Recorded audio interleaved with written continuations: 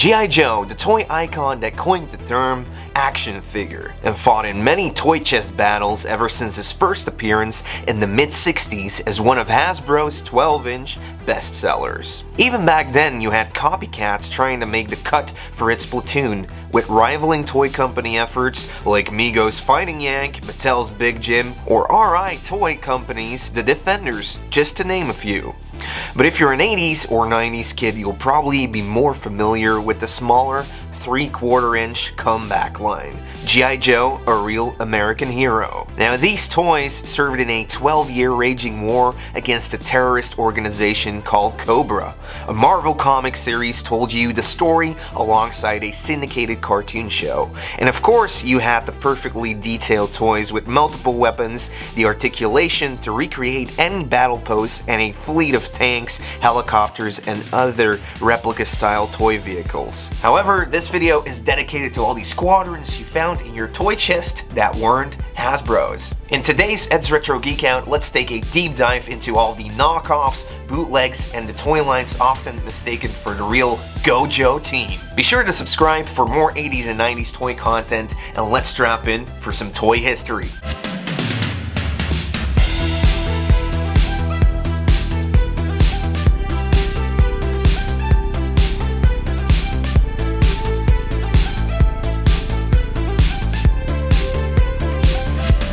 Now, if there is one thing that I learned from G.I. Joe, it's that knowing is half the battle. And in the battle for the toy market share, it's about knowing what sells. So, when you have a well-performing military toy line, there's always some lesser quality wannabes on the scene. With $65 million in promo being spent by Hasbro in the first 6 years, all you needed to do as a company trying to catch this wave was getting a toy soldier out on those shelves. Now, the bootlegger knockoff works best when it's as cheap as possible. That's why in the bootlegs case, they pretty much just stole the molds and casted them in often funky colors, whatever was available, making them now pretty fun to collect for. Vehicles weren't too frequently available in knockoff lines, even though that's where Hasbro made most of their money on, but what my research also has shown is that the epic COBRA bad guys is something they couldn't do too well. I would have loved to have seen knockoffs taking the COBRA mutant-like characters even further. I mean, where's my Destro, my Snake Commander dude,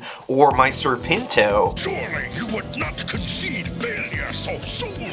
But then again, we did have some fun knockoff lines to choose from. During the 80s, Remco Toys had a knockoff toy line for every popular toy line. Where other toy manufacturers came up with their own IPs to pop onto easily recognizable toy types, Remco would often use a license to mix it with a toy type that was popular. So, when in 1982 the G.I. Joe team rolled out, Remco sent out Sgt Rock into the field as a cheaper alternative that could easily fit in with the Hasbro toys. Sgt Rock was based on the DC comics from the 50s, a veteran ready to make a comeback in toy form, with 6 points of articulation and a very sober paint detail. At least they came with a fun dog tag, these toys. They also had bad guys, which they matched up to G.I. Joe by calling them the bad guys, the ultimate enemy of Sgt Rock, G.I. Joe, MASH, and all mini-action soldiers. In the end, it was a fun little toy line with vehicles, but couldn't tip the real American hero off its throne. Now, if one KO line was enough, then here, have another one. Only at Kmart, you could get your Remco American Defense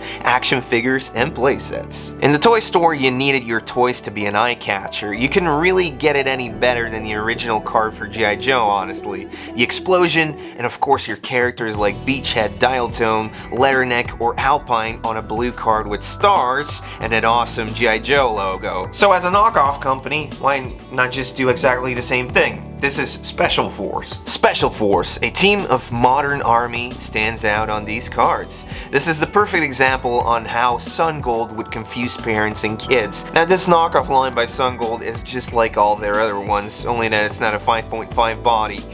The figure, however, does have moving arms and is armed with one weapon. The toy looked the part from afar, but was far from the real deal. For Sun Gold, one money-making parody wasn't enough, so they also released Desert Defender and probably more 3 points of articulated excuses for a gel. Talking about confusion, a toy line that's most commonly confused for the real thing has got to be the Lannart's G.I. Joe knockoffs. Sometimes called the Corpse, the list pretty much keeps going on and on. They started pumping these out in 1986 and kept repackaging, renaming, and recoloring these pretty good toys. As a kid, I remember getting to choose between one real G.I. Joe action figure or a Lannart's 12 or 16 pack of figures. Now all of these looked pretty good and they all came with weapons. As a 6-year-old, the choice was quickly made. With Lannart's, I had an instant collection, and even though I couldn't replay the cartoon I was watching with the real Duke, Shipwreck, Storm Shadow, or Baroness, I had the next best thing. They would go on to producing actual vehicles like boats and jeeps with firing missiles, but the character molds would always be the same. During the 90s, the colors got crazier and they would alter the name to fit with what was popular, just like in 1993's Lannart's Blade Warriors. Pretty much just the Corpse, but on rollerblades. Now obviously Hasbro had to take some action against all these knockoffs and bootlegs. Then again, just like in the He-Man case, you probably couldn't protect the idea of creating a soldier action figure. So they did strike back at Lannart Toys with another similarity, a name. Gung-Ho, the code name for Hasbro's Marine called Etienne Lafitte, whom they stopped producing in '85 and brought back in '87, was a first step into taking knockoff companies to court. And when Lannart also started creating and presenting figures called Gung-Ho at that year's toy fair, they had something to work with. Hasbro accused them of using their recognizable name for the action figure and that this would lead to confusion in the marketplace. After all, the character was still going in the comics.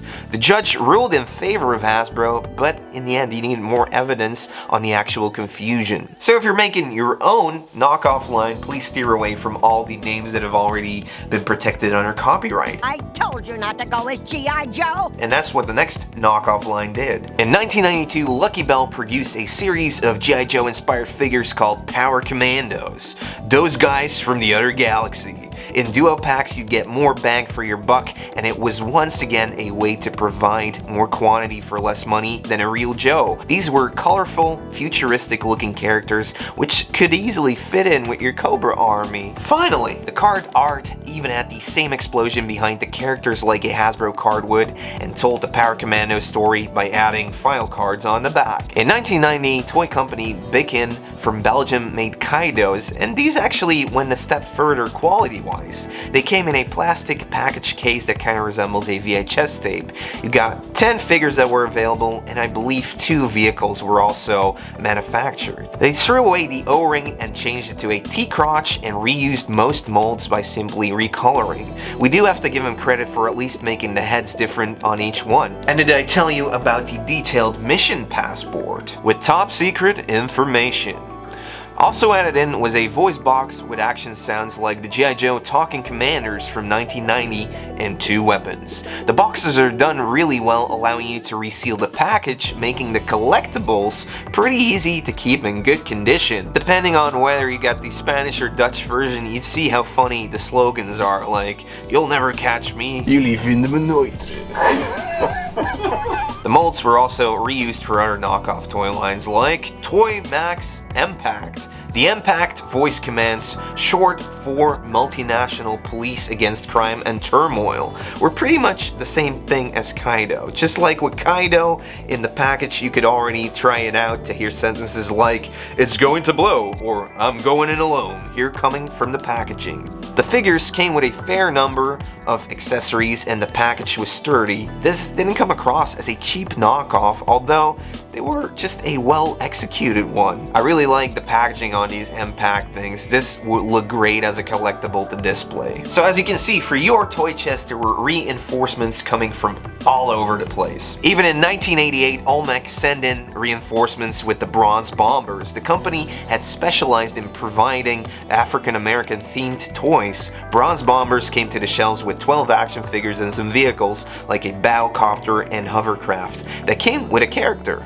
Who could forget Agent Telepathy, Cool Breeze, or Shaka Johnson? Unfortunately, like with many of these, the quality wasn't as good as Hasbro's product, even if they stand for justice and they never lose. The Bronze Bombers, however, would make a comeback in 1997 when Olmec released a box set featuring older Hasbro molds to create the new ones and adding newly sculpted faces for these figures. Now, these 12 figures you could have gotten for $14.99 and added in were file cards and a poster. In this set, you had the Bronze Bombers, Defenders of Justice, taking it up against Pyro's Band of Thugs.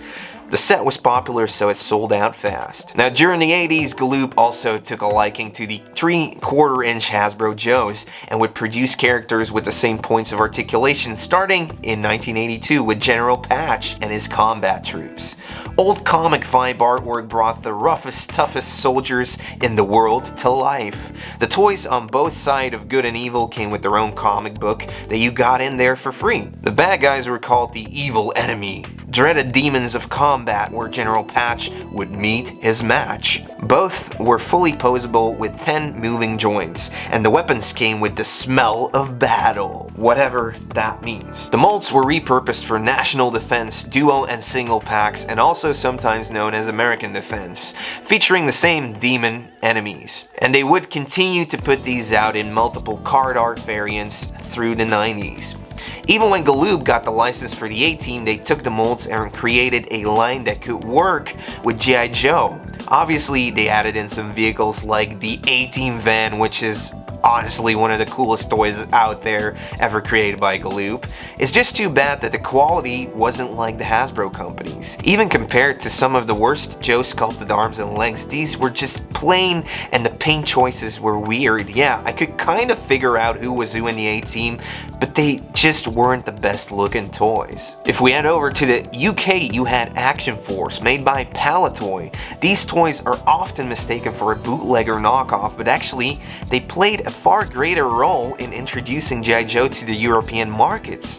Palitoy had the Action Man toy line and also produced counter Star Wars figures for the European markets. And as with everything in toy history, when Star Wars started taking over, everything changed. Their original Action Man didn't quite fit the current trend, so they shrunk him down into what was to be known as Action Force. Introduced in 1982, they featured both historical and contemporary soldiers. In Wave 2, a bigger story was created with comics in which you had factions and a pretty sweet bad guy with Baron Ironblood, who was leading the Red Shadows against the Z-Force, Q-Force, Space Force, and so on. The figures had the same 3/4-inch height as the Hasbro Joes, but articulation-wise fit in more with Star Wars. Some of the vehicles by Hasbro were even reworked for the line as they smoothly switched over to G.I. Joe molds in 1985 after Hasbro bought Palitoy. First you get G.I. Joe toys marketed as Action Force. After a while it was the Action Force team taking it up against Cobra. In late 1989 they changed the name to G.I. Joe the Action Force to then fully complete the merge in 1991 to just G.I. Joe. Now despite the merger, there's a lot of really cool original creations in the original Action Force toy line that any G.I. Joe collector would love to have in their collection. Fast forward to 1993 and 94 when there was another war going on, not only in the arcades but also for home consoles. The console wars were raging, but also the race to see who had the best fighting game at the time. Alongside movies being released for Mortal Kombat and Street Fighter, Hasbro actually got a hold of the licensing for both the Midway and Capcom games. They reused some G.I. Joe molds and added some sculpting to bring the video game characters to life. And so they're collectible for fighting game fans, but also for G.I. Joe collectors. G.I. Joe, a real American hero, bootlegs and knockoffs would keep being created even when in '94 the original line would come to an end after a wild ride of hundreds of figures, vehicles, and some of the biggest playsets ever made. Obviously, after a short hiatus, there have been new adaptations, movies, and new Joes created. I do believe that before high-end adult collectible action figures were a thing, there wasn't a lot of toy lines that had the articulation, the detail, detail and collectability of G.I. Joe. To me, they are definitely the precursor to the adult collectible. If you see masterpieces like the US flag or the Defiant, there's no question about the passion they were making these with. So imagine that explosion on the card art, and what I want to know is how you would have called your G.I. Joe knockoff line. Please leave it down in the comments, guys. Be sure to subscribe for more 80s and 90s toy content and follow me on my socials. Big shout out to everybody on Patreon. If you'd like to support the channel even more, I suggest you go and check out the Patreon. And a big thanks to Jevaho Creations for helping out with this episode. And as always, I hope to see you in the next video. See you later. Bye.